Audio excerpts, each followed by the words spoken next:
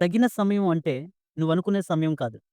ఇదే తగిన సమయం అని దేవుడు భావించేది. నిశ్చయముగా దేవుడు సరైన వేళకు నీ జీవితంలో నువ్వు అడుగు దానికంటే, ఊహించు దానికంటే గొప్ప కార్యాలు జేస్తారు. అది తగిన సమయం అంటే. Praise the lord. ప్రభువైన యేసుక్రీస్తు నామంలో అందరికీ శుభము, జయము కలుగును గాక. ఆమేన్. దేవుడు మనకు ఈరోజు ఇచ్చిన వాగ్దానం. కీర్తనల గ్రంథము 104 అధ్యాయము 27 వచనం చూద్దాం. తగిన కాలమున నీవు వాటికి ఆహారం ఇచ్చెదవని ఇవన్నీయు నీ దయ కొరకు కనిపెట్టుచున్నవి. Praise the lord. దేవుడు తగిన సమయమున మనకు మనకేది కావాలో మనకంటే తగిన సమయం దేవుడికే తెలిసిద్ది. మనం చాలా సార్లు మనం ఏమనుకుంటామంటే మనకు గొప్ప అవసరం రావచ్చు. చాలా అవసరం ఉండొచ్చు. లేదంటే మనకున్న అనారోగ్యం త్వరగా రికవరీ అయితేనే మనం మన జీవనం సాగించుకోలేని పరిస్థితుల్లో ఉండొచ్చు.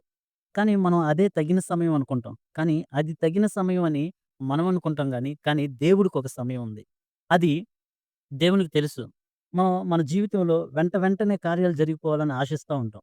కానీ అది అలా ఆశించడం మంచిదే. కానీ కొంచెం ఓర్పుతో ఎదురు చూస్తూ, దేవుని కార్యాల కొరకు సహనంతో కనిపెట్టుకుంటూ, ప్రార్థన చేస్తూ, తగిన సమయం కొరకు ఎదురు చూచినప్పుడు దేవుడు నీకు అన్నీ అందుబాటులోకి తెస్తాడు.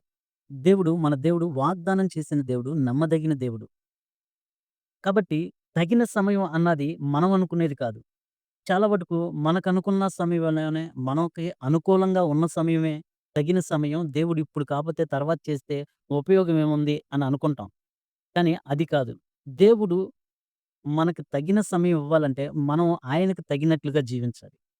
అప్పుడు దేవుడు తగిన సమయం చూసుకొనిస్తాడు. మనం అనుకున్న సమయానికి దేవుడిచ్చేస్తే, మనం ఉన్న స్థితి కరెక్ట్‌గానే ఉన్నాము. మనం ఇంకా దేవుని కొరకు, దేవుని కొరకు చేయాల్సిందేమీ లేదు అని అనుకునే పరిస్థితులొస్తాయి.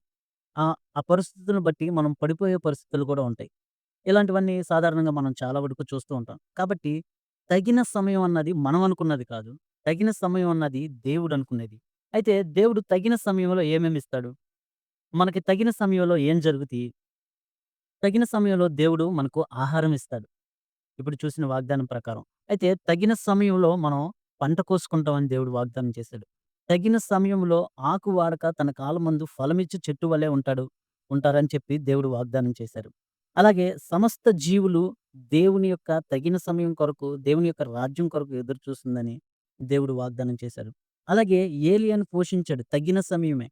ఏలియా ఏమనుకున్నాడు? నేను చనిపోతే బావుంటది. ప్రభువా నన్ను తీసుకో అని చెప్పి ప్రార్థన చేశాడు. కానీ ఏలియా చనిపోవాలని ఆశపడ్డాడు. కానీ అది ఆయనకి తగిన సమయం కానీ, దేవుడికి తగిన సమయం కాదు. దేవునికొక సమయం ఉంటది. మనకి ఎప్పుడు ఏది, ఎక్కడ, ఎలా ఇవ్వాలా అన్నది దేవునికి మాత్రమే తెలుసు.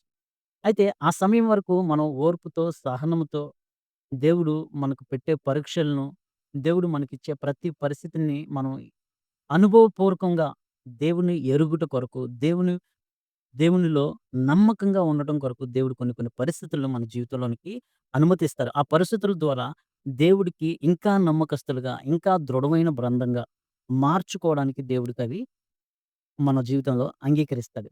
అట్లాంటి పరిస్థితులను మనం వాడుకోవాలి గాని, అట్లాంటి పరిస్థితులకి మనం విసిగిపోయి వెనకంజ వేయకూడదు.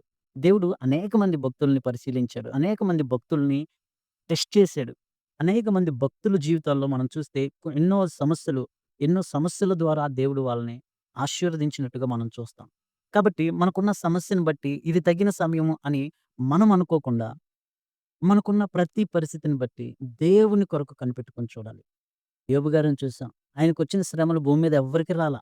ఆయన యెహోవా ఇచ్చెను, యెహోవా తీసుకున్నానని దేవుని మీద ఆధారపడ్డాడు. అయితే ఒక మనుషుడు యేసుక్రీస్తు ప్రభువారి దగ్గరికొచ్చారు. ఆయన ప్రభువా నీ వల్ల ఏదన్నా అయితే నాకు సహాయం చేయంటే, నమ్ముట నీ వలనైతే నమ్మువానికి సమస్తం సాధ్యం అన్నాడు దేవుడు. ప్రభువా నాకు నమ్మిక కలగట్లేదు. అపనమ్మిక కూడా లేకుండా నువ్వే సహాయం చెయ్యి అన్నాడు. అంటే ఎంత గొప్ప మాట. అది యథార్థవంతులే మాట్లాడగలరు. మనకి కొన్ని కొన్ని పరిస్థితుల్లో నమ్మలేకపోవచ్చు. అపనమ్మిక ఉన్నప్పటికీ గూడా దేవుని మీదే ఆధారపడాలి. అంటే నువ్వు నమ్మినా దేవుడి మీదే ఆధారపడాలి. నమ్మకపోయినా దేవుడి మీదే ఆధారపడాలి.